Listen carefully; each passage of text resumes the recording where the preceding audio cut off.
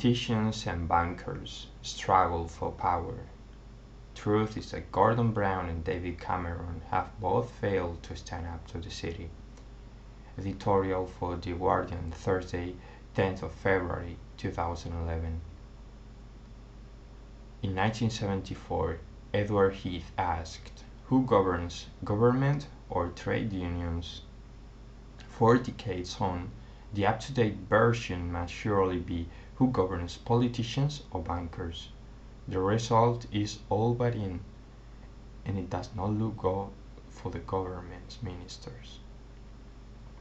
Take George Osborne's announcement yesterday of his deal with Britain's biggest banks.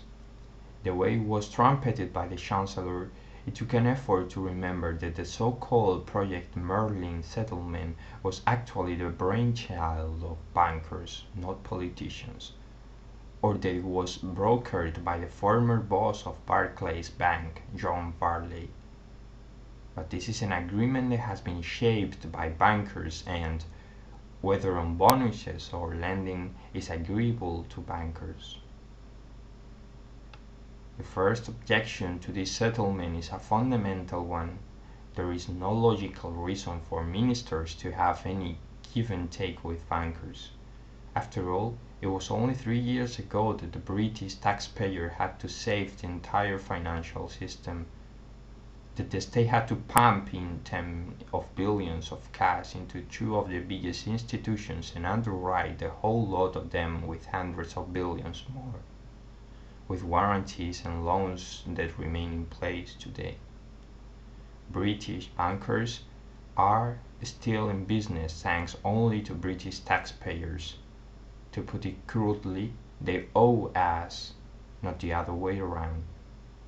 For some reasons, though, Project Merlin gives bankers the upper hand, just as with previous attempts at reform. Look at the most important part of the deal, which supposedly lays down the law on how banks need to lend more. Yes, there is a commitment to £190 billion of credit this year, but there is no target for new lending. Less than a year ago, Vince Cable described such compromises as letting the banks off the hook.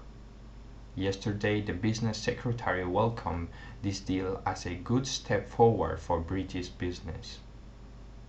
Then there is small print: the lending will be subject to its normal commercial objectives, as well as the availability of the required funding, while that £190 billion will only be lent should be sufficient demand materialized.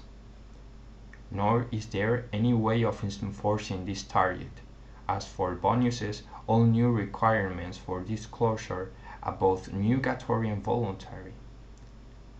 It is a little more than a charter for the banks to carry on behaving exactly as they are at present, except that the bonuses of RBS enjoys can once again claim £1 million payouts.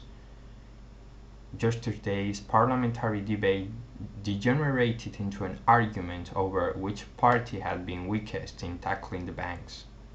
The truth is that Gordon Brown and David Cameron have both failed to stand up to the city. Less than 3 years on from the worst financial crisis in a lifetime, ministers of all stripes have simply let bankers get back to business as usual.